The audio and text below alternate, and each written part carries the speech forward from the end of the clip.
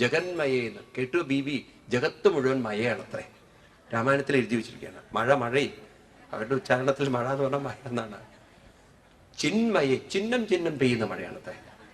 മായാമയോ, മയോട് മയ.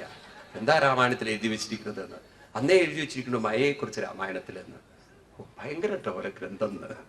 നമ്മുടെ ഗ്രന്ഥങ്ങളെ കുറിച്ച് അയാളെക്കുറിച്ചിട്ട് ഒരു നിഗമനം പറയുകയാണത്. ഇതുപോലെ തത്വമസി എന്നുള്ളതൊക്കെ വല്ലതും അറിയണമെന്നുണ്ടെങ്കിൽ തസ്മാൽ ഗുരും പ്രപദ്യേത ജിജ്ഞാസ ശ്രേയോത്തമം ശാബ്ദേ പരേച്ച നിഷ്ണാതം ബ്രഹ്മണി ഉപശമാശ്രയം. പറയുന്നത് ആരെടുത്ത് പോകണം?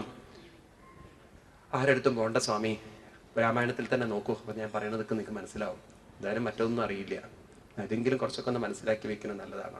ശ്രീരാമസ്വാമി ഹനുമാൻ സ്വാമിയോട് പറയുന്ന വാക്കുകളുണ്ട്. പരമാത്മാവാകുന്ന ബിംബത്തിൻ പ്രതിബിംബം പരിചിൽ കാണുന്നതു ജീവാത്മാവറികളു. തേജോരൂപിണിയാകുമെന്നുടമായ തങ്ങൾ വ്യാജമന്യേ നിഴലിക്കുന്നു കപീവര. ഓരോരോ ജലാശയെ കേവലം ആകാശം നേരെ നീ കൺമീളയോ കണ്ടാലും അതുപോലെ. സാക്ഷാലുള്ളൊരു ബ്രഹ്മമം പരമാത്മാ സാക്ഷിയായുള്ള ബിംബം നിശ്ചല മധുസഖേ. പലതും കിട്ടുന്നുണ്ടോ? അവിടെ എഴുതി വെച്ചിരിക്കുന്നു ഇനിയുള്ള വാക്കുകൾ. തത്വമസ്യാദി മഹാവാക്യാർത്ഥം കൊണ്ടു മമ തത്വത്തെ അറിഞ്ഞീടാം ആചാര്യകാരുണ്യത്തൽ.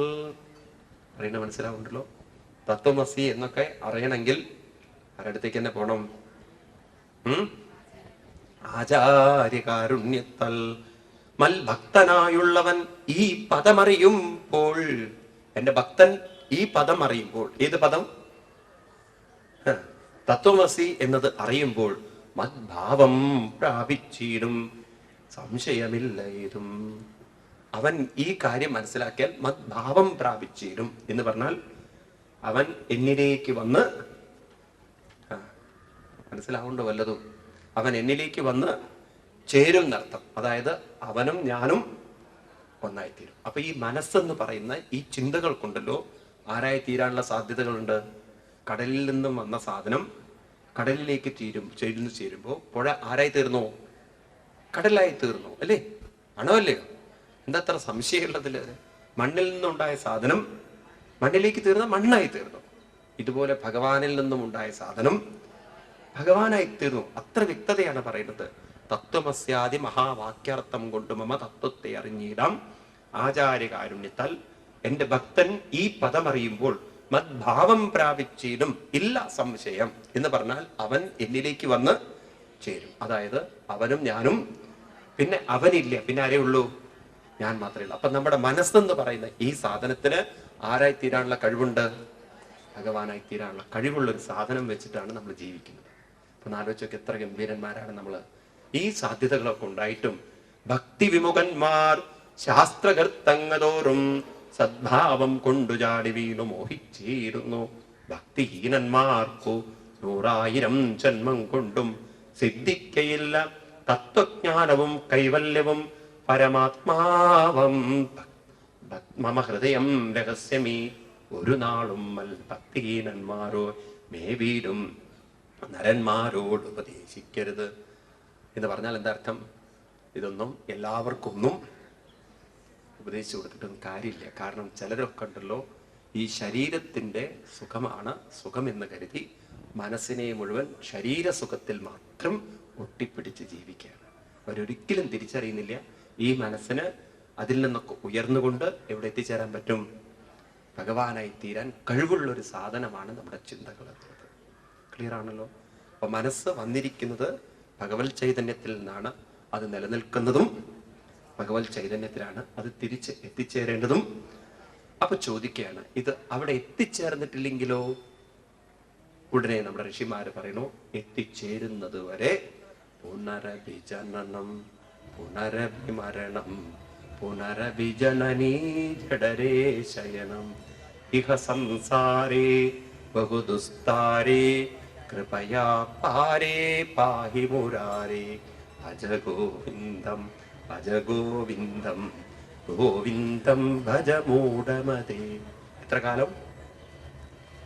കാലം പുനരഭിജനനം പുനരഭിമരണം? എത്ര കാലം? ഇത്ര കാലം എവിടെ നിന്ന് പുറപ്പെട്ടു അവിടെ എത്തിച്ചേരും. അപ്പൊ ഇനി എത്ര ജന്മങ്ങൾ വേണമെന്ന് നിശ്ചയിക്കുന്നത് ആരാണ്? നമ്മളാണ്. ഈ ക്ലാരിറ്റി നമുക്കുണ്ടെങ്കിൽ നമ്മുടെ ജീവിതത്തിന്റെ ഡെസ്റ്റിനി നിശ്ചയിക്കുന്നത് നമ്മൾ തന്നെയാണ്. അപ്പൊ നമ്മുടെ ജീവിതത്തിന്റെ പൂർണ്ണ ഉത്തരവാദിത്വം ആർക്കാണ്? അപ്പൊ ദൈവത്തിനോട് ഇനി പ്രാർത്ഥിക്കുകയാണോ വേണ്ടത്? നമ്മുടെ മനസ്സിനെ ദൈവത്തിലേക്ക് എത്തിക്കുകയാണോ വേണ്ടത്? ഏതാ വേണ്ടത്? ദൈവത്തിനോട് പ്രാർത്ഥിച്ചിട്ട് വല്ല കാര്യമുണ്ടോ? വെറുതെ സമയം കളയല്ലേ? അദ്ദേഹം പറയും, എനിക്കൊന്നും ചെയ്യാൻ പറ്റില്ല, നീ തന്നെ വേണം നിന്റെ മനസ്സിനെ എന്നിലേക്ക് എത്തിക്കാൻ. അപ്പൊ അതിനാണോ ഇന്ന് ഹിന്ദുക്കളെ പ്രയത്നിക്കുന്നത്? ആണോ? എത്ര വഴിതെറ്റിയിട്ടാണ് നമ്മൾ പോകുന്നത്? ഇതൊക്കെയാണിത് പഠിക്കണം, മനസ്സിലാക്കണം, ഉൾക്കൊള്ളണം എന്നൊക്കെ പറയും. ഒരിക്കലൊരു വലിയൊരു ചിത്രകാരൻ, ഒരു കലാകാരൻ, ഒരു വിദേശ രാജ്യത്തിൽ ഉള്ളൊരു കലാകാരൻ, അദ്ദേഹം ഇങ്ങനെ രാത്രി കിടന്നുറങ്ങുന്ന സമയത്ത്, ചിത്രകാരനാണല്ലോ, ഇവർക്കിങ്ങനെ ചിത്രകാരന്മാർ ഓരോ ഭാവന ചെയ്തിട്ടൊക്കെ കിടന്നുറങ്ങും. പിറ്റേ ദിവസം ഇദ്ദേഹം രാവിലെ എണീക്കുന്ന സമയത്ത് ഈ ചിത്രകാരന്റെ മനസ്സിലൊരു ചിത്രം, നല്ല പുഞ്ചിരിക്കുന്ന മുഖത്തോടുകൂടി ഒരു ചിത്രം, വളരെ ആകർഷണമുള്ള ഒരു മുഖത്തോടുകൂടി ചിത്രം. അപ്പൊ ഇദ്ദേഹത്തിന് വളരെ കൊതി വന്നു ആ മുഖം ഒന്ന് കാണാൻ. നല്ല ശാന്തതയും സന്തോഷവും പുഞ്ചിരിയും നല്ല ഓമനത്തുള്ളൊരു മുഖം. കലാകാരനായതുകൊണ്ട് ഇദ്ദേഹത്തിന്റെ മനസ്സിൽ വലിയൊരു ആഗ്രഹം, ഈ കണ്ട ചിത്രം ഒന്ന് വരയ്ക്കണം, എവിടെയെങ്കിലും ഒന്ന് ചിത്രം ഈ ഓർത്തു വയ്ക്കണം.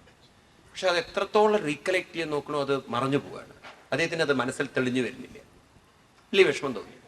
പക്ഷെ അദ്ദേഹത്തിന്റെ ഉള്ളിൽ നിന്ന് ആരോ വിളിച്ചു പറയുന്ന പോലെ ഈ ചിത്രം അങ്ങേക്ക് വരയ്ക്കാൻ സാധിക്കും, ഈ മനസ്സിന്റെ അല്ലെങ്കിൽ മുഖത്തിന്റെ ഉടമ അങ്ങേക്ക് കണ്ടെത്താൻ സാധിക്കും, ഗോ അഹെഡ്, പ്രൊസീഡ്.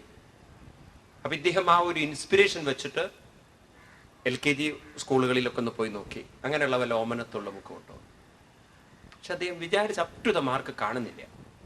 UKG ക്ലാസ്സുകളിൽ പോയി നോക്കി, കുട്ടികളെ വളർത്തുന്ന ഈ ഡേ കെയറിൽ പോയി നോക്കി, അതുപോലെ ഓർഫനേജിൽ പോയി നോക്കി, എവിടെയൊക്കെ ഒന്ന് പറ്റുമോ അവിടെയൊക്കെ അന്വേഷിച്ചിട്ടും അദ്ദേഹം വിചാരിച്ച ആ മുഖം കണ്ടുകിട്ടാൻ അദ്ദേഹത്തിന് സാധിച്ചില്ല. അപ്പോൾ അദ്ദേഹത്തിന്റെ മനസ്സുണ്ടല്ലോ പറഞ്ഞു, ഒരു പക്ഷേ ഒരു തോന്നൽ തോന്നിയതായിരിക്കാം, ഒരു ഫ്ലാഷ് ബാക്ക് അത്രേ ഉണ്ടാവുള്ളൂ, വിട്ടേക്കാണ്. പക്ഷെ അദ്ദേഹത്തിന് വീണ്ടും മനസ്സ് പെസ്റ്റ് ചെയ്തുകൊണ്ട് പറയും, no you will get it, go ahead, you will get it, go ahead. ആരോ ഇങ്ങനെ ഇൻസ്പിറേഷൻ തരുന്ന പോലെ. അങ്ങനെ ഇരിക്കുക ഒരിക്കൽ ഇദ്ദേഹത്തിന്റെ ഒരു സുഹൃത്ത് പറഞ്ഞു, ഞങ്ങളുടെ ഗ്രാമത്തിലേക്ക് നോക്കൂ, ഒരു പക്ഷെ അവിടെ കിട്ടുമായിരിക്കാന്ന് എന്ന് പറഞ്ഞിട്ട് ഇദ്ദേഹത്തിനെ അങ്ങോട്ട് ക്ഷണിച്ചു. അപ്പൊ ഇദ്ദേഹം ഒരു വലിയൊരു മല കടന്ന് ഒരു അരുവിയൊക്കെ കടന്നാൽ അപ്പുറത്തുള്ള ഗ്രാമത്തിലേക്ക് എത്തണം. ഇദ്ദേഹം പോവുകയാണ്. അപ്പൊ ആ മല കയറുന്ന സമയത്ത് അവിടെ അദ്ദേഹം കാണുന്നൊരു കാഴ്ച, കുറേ പശുക്കളെ മേയ്ക്കാൻ വിട്ടിട്ട് ഒരു ചെറിയ കുട്ടി ഒരു വൃക്ഷത്തിന്റെ ചുവട്ടിലിരുന്ന് പുല്ലാങ്കുഴൽ വിളിക്കുന്നു. ആ ശബ്ദം കേട്ടത് അദ്ദേഹം തിരിഞ്ഞു നോക്കുന്ന സമയത്ത് ആ മുഖത്തേക്ക് നോക്കിയപ്പോണ്ടല്ലോ, അദ്ദേഹം പണ്ട് സ്വപ്നത്തിൽ കണ്ട ആ മുഖം തന്നെയാണോ എന്നൊരു സംശയം. അത്ര ഓമനത്വവും കോമളത്വവും ആ ഒരു ശാന്തതയും ഒരു സന്തോഷമുള്ളൊരു മുഖം. അദ്ദേഹത്തിന് കൊതി വന്നു ആ മുഖം ഒന്ന് ശരിക്കും ഒന്ന് കാണണം. അദ്ദേഹം അടുത്തേക്ക് ചെന്നു. ആ കുട്ടിയെല്ലാം മറന്നിങ്ങനെ പുല്ലാങ്കുഴൽ അങ്ങനെ രസിച്ചിരിക്കുകയാണ്. അദ്ദേഹം പതുക്കെ ശബ്ദം ഉണ്ടാക്കി, കുട്ടി കണ്ണു തുറന്നു. അപ്പൊ ഇദ്ദേഹത്തെ കണ്ടു ചോദിച്ചു, നിങ്ങൾ ആരാണ്? അപ്പൊ പറഞ്ഞു, ഞാനൊരു കലാകാരനാണ്, ഞാൻ കുട്ടിയുടെ മുഖം പോലൊരു മുഖം കാണണ്ടായി സ്വപ്നത്തില്, എനിക്കെന്തോ ഈ മുഖം ഒന്ന് വരച്ചെടുക്കണം എന്നൊരാഗ്രഹം, ഞാൻ കുട്ടിയുടെ മുഖം ഒന്ന് വരച്ചോട്ടെ. കുട്ടിയെ സംബന്ധിച്ചൊരു പുതുമയാണത്. ഓ, വിരോധമില്ലല്ലോ, അങ്കിൾ വരച്ചോളൂ.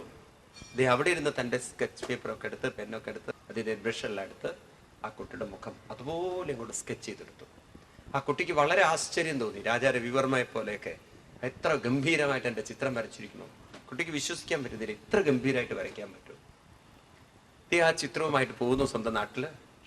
പിന്നെ അത് കോപ്പി എടുത്ത് കോടിക്കണക്കിന് കോപ്പികളാണ് അത്ര ഇദ്ദേഹം വിറ്റഴിച്ചത്. കോടാനുകോടി രൂപ ഉണ്ടാക്കി അദ്ദേഹം. അപ്പൊ ഇദ്ദേഹത്തിന് ഒരു മോഹം, ഈ കിട്ടിയ പൈസ കുറച്ചൊക്കെ അതിന്റെ ഉടമസ്ഥൻ ആ കുട്ടിയുടെ മുഖമാണല്ലോ, ആ കുട്ടിക്ക് കൊടുക്കേണ്ടതല്ലേ എന്ന്. അങ്ങനെ അദ്ദേഹം അന്വേഷിച്ചപ്പോൾ ആ കുട്ടിയെ കാണുന്നില്ല.